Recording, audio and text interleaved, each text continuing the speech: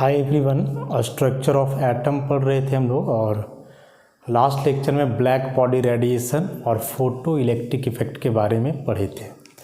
आज एक और बेहद ही इम्पॉर्टेंट टॉपिक हम लोग डिस्कस करने वाले हैं इसमें,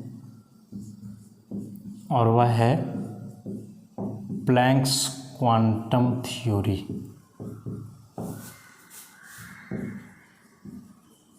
प्लैंक्स क्वांटम थ्योरी। देखो, इसके पहले जो हम लोग पढ़े फोटो इलेक्ट्रिक इफेक्ट के बारे में, तो वह फोटो इलेक्ट्रिक इफेक्ट 1887 में ऑब्जर्व किया गया था, हम लोग देखे थे सबसे पहले। और फोटो इलेक्ट्रिक इफेक्ट में अभी तक जितना बात हम लोग पढ़े थे, उस आधार पे उस इलेक्ट्रॉन के इजेक्शन को पूरी तरह से एक्सप्लेन नहीं किया जा सकता है। तो उसी दरमियान 1901 में मैक्स प्लैंक नाम के साइंटिस्ट, इन्होंने क्या ऑब्जर्व किया कि कोई भी बॉडी है, कोई हॉट बॉडी है, मतलब कि ब्लैक बॉडी है, उस ब्लैक बॉडी से रेडिएशन इमिट हो रहा है, जिसको कि हम लोग ब्लैक बॉडी रेडिएशन बोलते थे। तो वह जो रेडिएशन इमिट हो रहा है बॉडी से, वह कंटिन्यूअसली एक वेव की तरह इमिट नहीं हो रहा था। जैसे कोई वेव होता है कि कंटिन्यूअसली इमिट हो ही रहा है, तो वैसे वेव की तरह वह कंटिन्यूअसली जो है इमिट नहीं हो रहा था, बल्कि वह डिसकंटिन्यूअसली रुक रुक करके इमिट हो रहा था, और वह भी छोटे छोटे एनर्जी पैकेट्स के रूप में। तो उस आधार पे सबसे पहला पॉइंट या पोस्टुलेट इस थ्योरी का हम लोग देखें तो the radiant energy is emitted और absorbed by a body is not continuously but discontinuously in the form of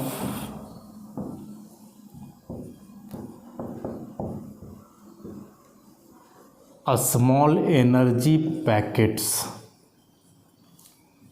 called quanta.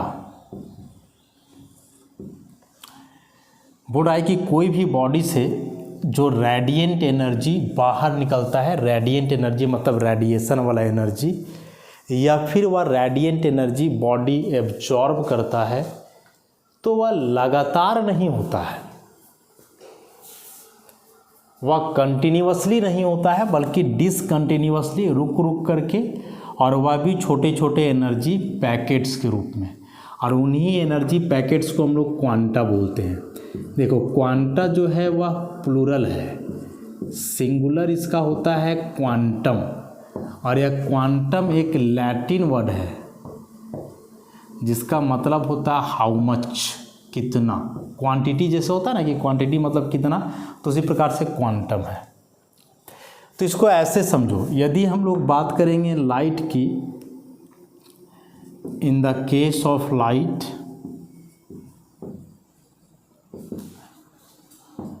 The energy packets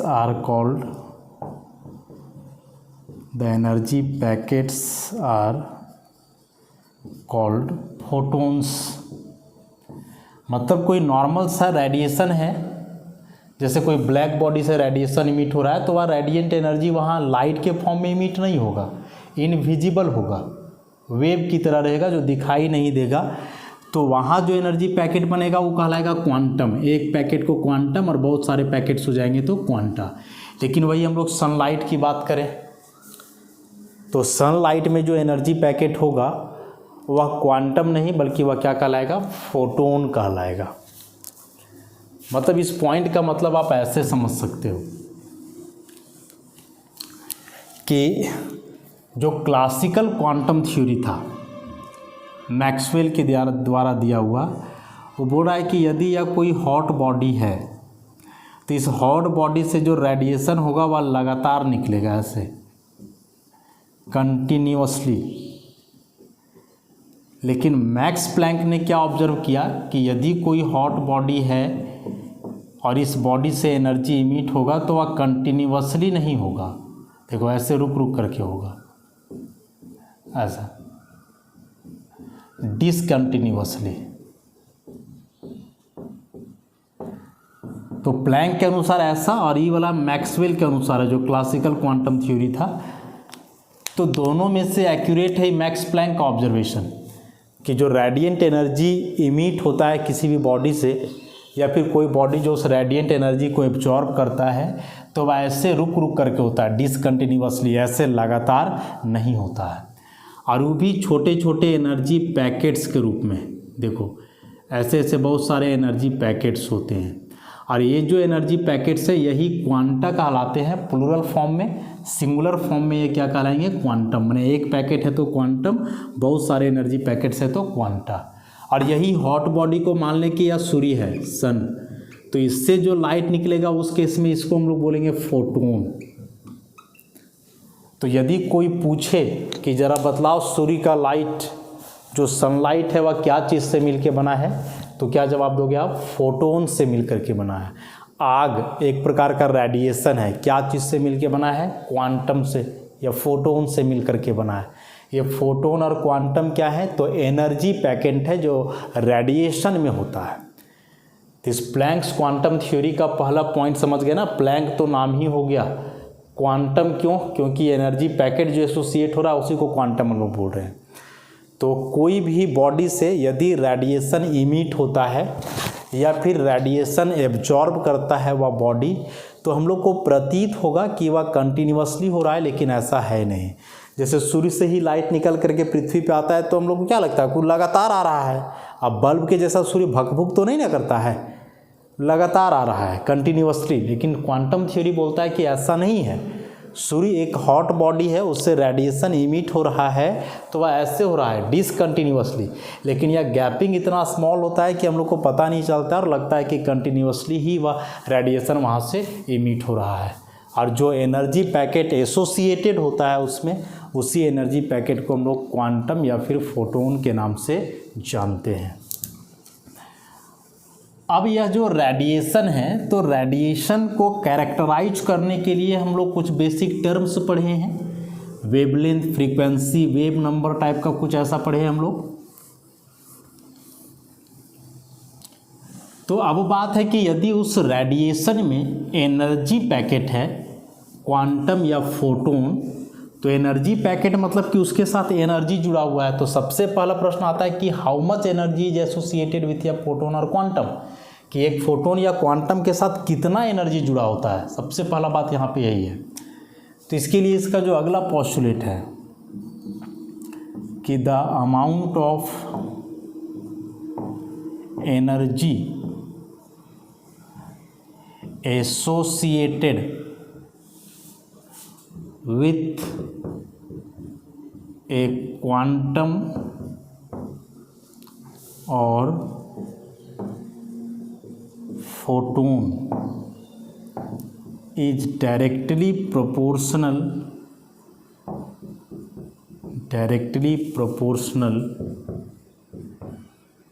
to the frequency of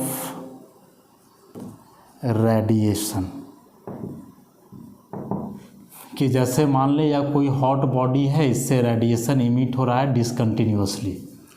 अब यह रेडिएशन यदि है इलेक्ट्रोमैग्नेटिक रेडिएशन, तो इसके लिए कुछ ना कुछ फ्रीक्वेंसी होगा, वेवलेंथ होगा, वेव नंबर होगा, ऐसे।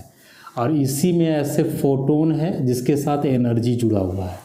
तो प्लैंक्स क्वांटम थ्योरी बोलता है कि इस एक फोटोन के साथ जो एनर्जी एसोसिएटेड है ई, वह डायरेक्टली प्रोपोर्शनल होगा इस रेडिएशन के फ्रीक्वेंसी का, ई प्रोपोर्शनल न्यू।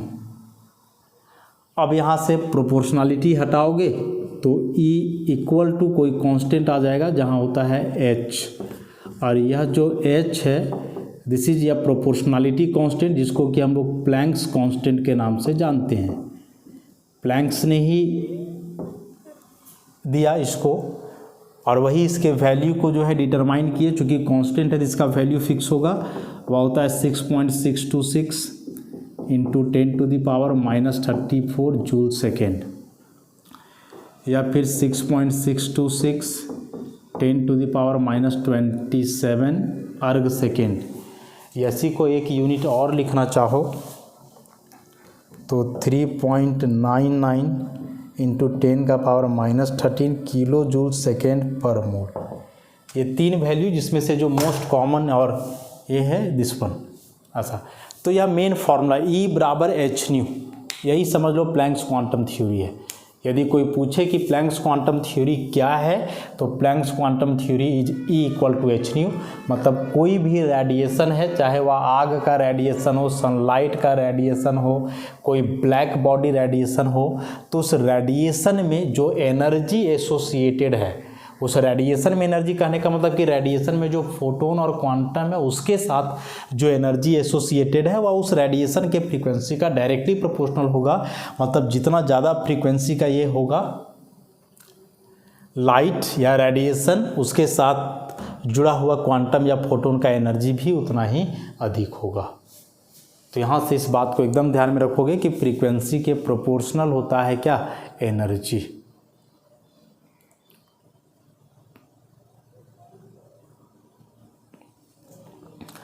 अब यह जो एनर्जी है वह एक फोटोन के लिए है, the amount of energy associated with A quantum और फोटोन। लेकिन अब जब रेडिएशन आएगा तो इसमें तो एक ही फोटोन नहीं ना होगा, ऐसे कई फोटोन्स होंगे। तो मान लो कि टोटल फोटोन्स है n, तो एक फोटोन का एनर्जी यदि एच न्यू है तो n फोटोन्स का एनर्जी जाहिर सी बात है किसका मल्टीपल हो जाएगा, n मल्टीपल। मतलब जितने फोटोन्स हैं सारे फोटोन्स के नंबर से जो है उसको हम लोग क्या करेंगे, मल्टीप्लाई कर देंगे। तो नेक्स्ट पॉइंट इसका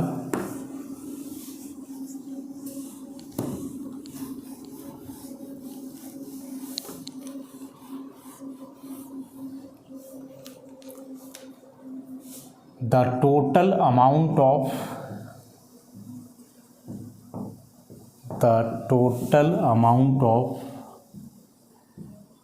radiant energy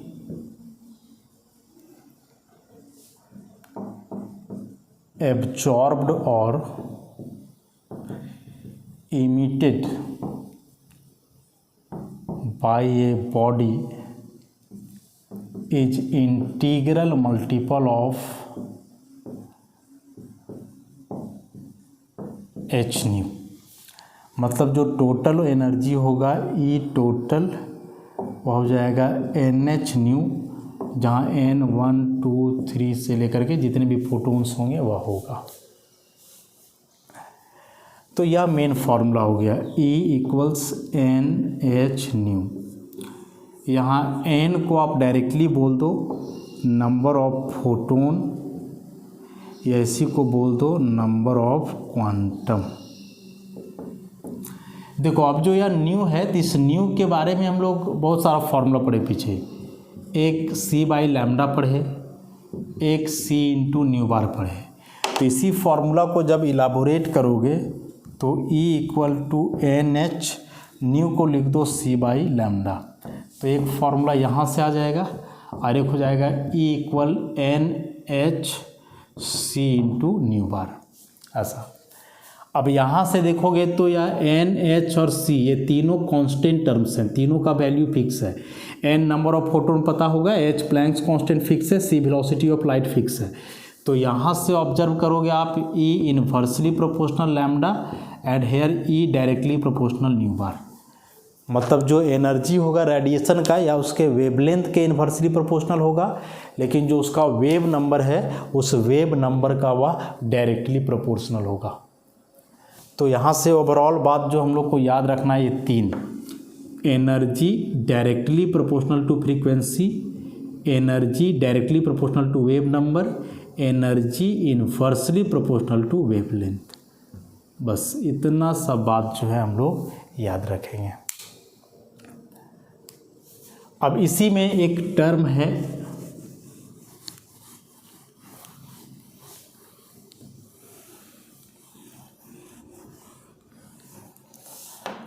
और वह टर्म है 1 आइंस्टीन। आता है कि 1 आइंस्टीन क्या है, डिफिनीशन इसका। तो the amount of energy associated with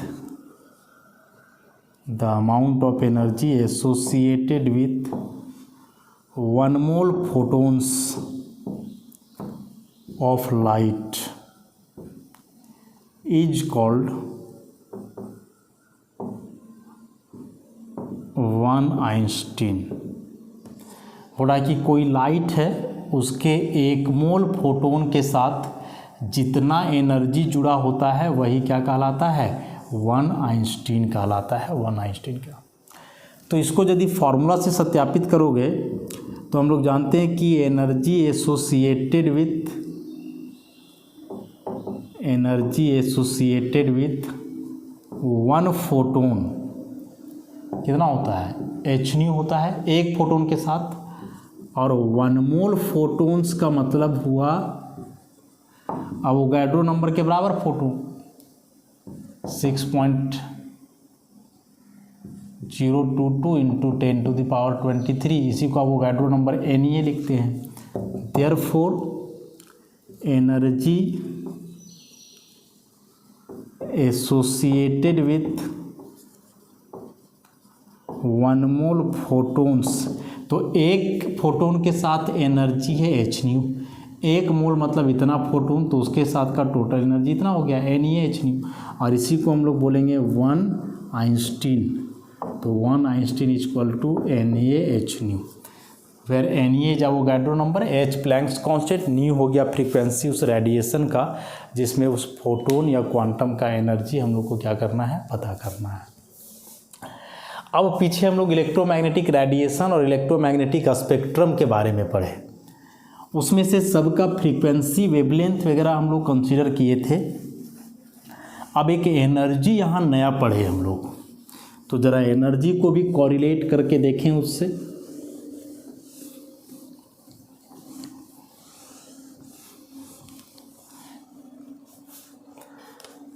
जो विभिन्न प्रकार के इलेक्ट्रोमैग्नेटिक रेडिएशंस पढ़े थे हम लोग, रेडियो वेव्स,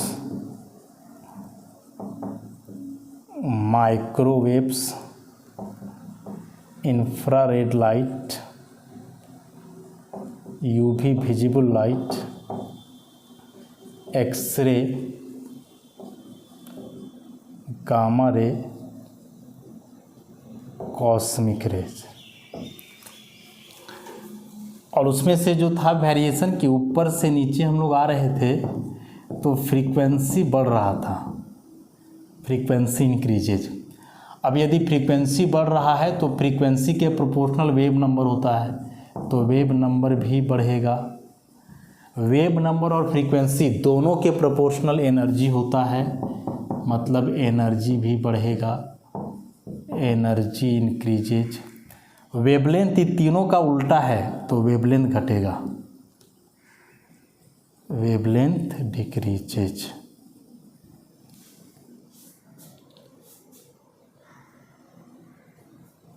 तो इसका क्या मतलब हुआ, रेडियो वेव है तो इसका फ्रीक्वेंसी सबसे कम, वेव नंबर सबसे कम, एनर्जी सबसे कम, लेकिन वेवलेंथ सबसे अधिक।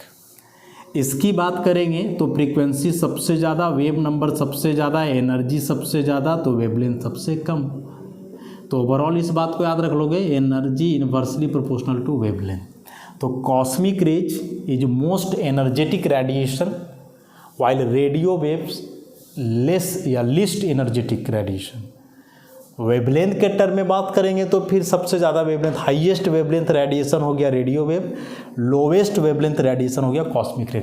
देखो एग्जाम में ये चारों क्वेश्चन आएगा, चारों में से कोई एक आ सकता है, मतलब हो सकता है इसमें से कोई 4 दे करके बोले कि सबसे ज़्यादा फ्रीक्वेंसी किसका, सबसे कम वेव नंबर किसका, मोस्ट एनर्जेटिक कौन, सबसे ज़्यादा वेवलेंथ किसका। तो ये जो 4 टर्म्स के आधार पे वेरिएशन बताया गया ना, चारों में से कोई एक ना एक तो 100% एग्जाम में आने ही वाला है, इसलिए एकदम ध्यान से इसको जो है फिट कर लोगे दिमाग में, प्लैंक्स क्वांटम थ्योरी और जो पीछे हम लोग पढ़े थे फ्रीक्वेंसी वगैरह, इसको कंबाइन करके तो हो जाएगा, समझ में आ जाएगा। अब इससे रिलेटेड कुछ क्वेश्चंस एक आध हम लोग कर लें।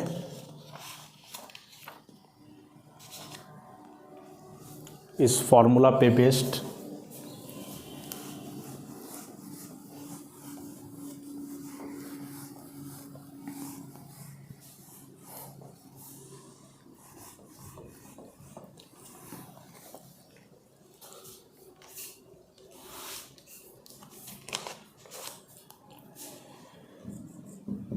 find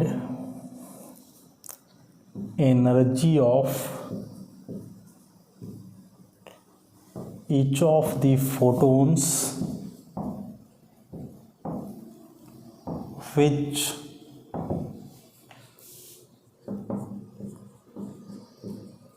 correspond to light of frequency 3 into 10 to the power 15 hertz, और सेकेंड में है have wavelength of 0.50 angstrom.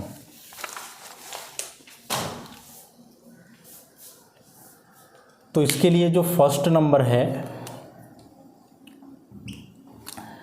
Frequency दिया हुआ है 3 into 10 to the power 15 hertz, hertz को ही पर सेकेंड लिखते हैं हम लोग। एनर्जी निकालना है तो फॉर्मूला हम लोग जान रहे हैं एच न्यू, एच का वैल्यू फिक्स है 6.626 इंटू 10 का power minus 34 joule second, new है 3 into 10 to the power 15 पर सेकेंड।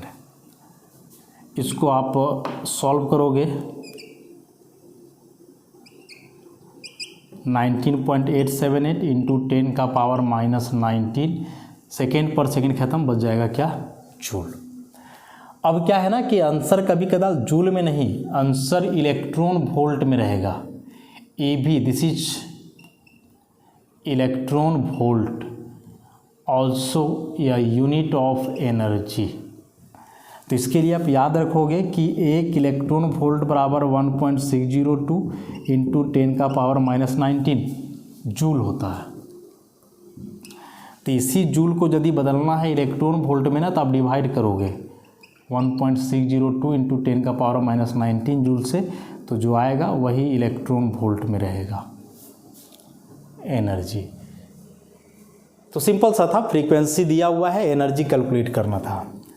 नेक्स्ट सेकेंड नंबर में इस बारी वेवलेंथ दिया हुआ है लैम्डा 0.50 एंगस्ट्रॉम, मीटर में चेंज कर लोगे 10 to the power minus 10 metre, और स्टैंडर्ड जाओगे पॉइंट को यहाँ कर दो 5.0 into 10 to the power minus 11 metre.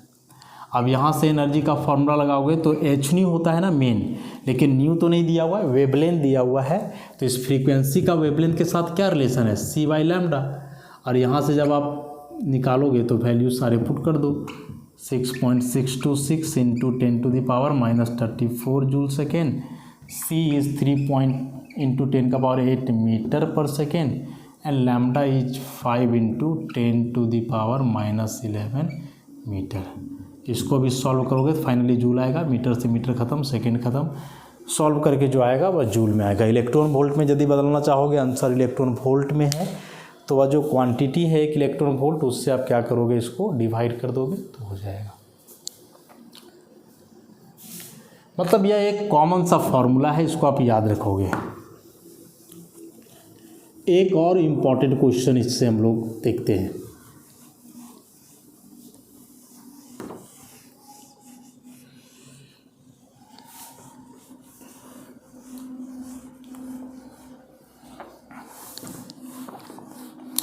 Planks quantum theory directly या इनडायरेक्टली एग्जाम में पूछता ही है, क्योंकि आगे भी आप और पढ़ोगे,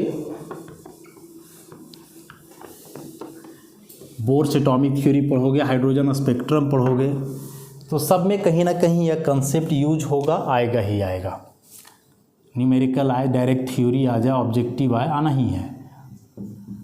नेक्स्ट एक इम्पॉर्टेंट क्वेश्चन है, how many photons of light of wavelength 100 nanometer are sufficient to provide 1 joule energy। ऐसा क्वेश्चन है, बोल रहा है कि लाइट में जिसका कि वेवलेंथ उस लाइट का दिया हुआ है 100 नैनोमीटर, तो इस 100 नैनोमीटर वाले लाइट में कुल कितने फोटोन्स होंगे जो मिल करके 1 जूल एनर्जी प्रोवाइड करेंगे। मतलब यहाँ से निकालना है हाउ मेनी फोटोन्स, मतलब कि नंबर ऑफ फोटोन्स, एनर्जी दिया हुआ है 1 जूल, वेवलेंथ दिया हुआ है 100 नैनोमीटर, मीटर में चेंज करो 10 to the power -9 तो जाएगा 1 × 10 to the power -7 मीटर। निकालना क्या है, नंबर ऑफ फोटोन कितना होगा, तो क्या फॉर्मूला पड़े, E बराबर NH न्यू, न्यू तो नहीं है, लैम्डा दिया हुआ है, तो इस न्यू को आप लिखो C/λ।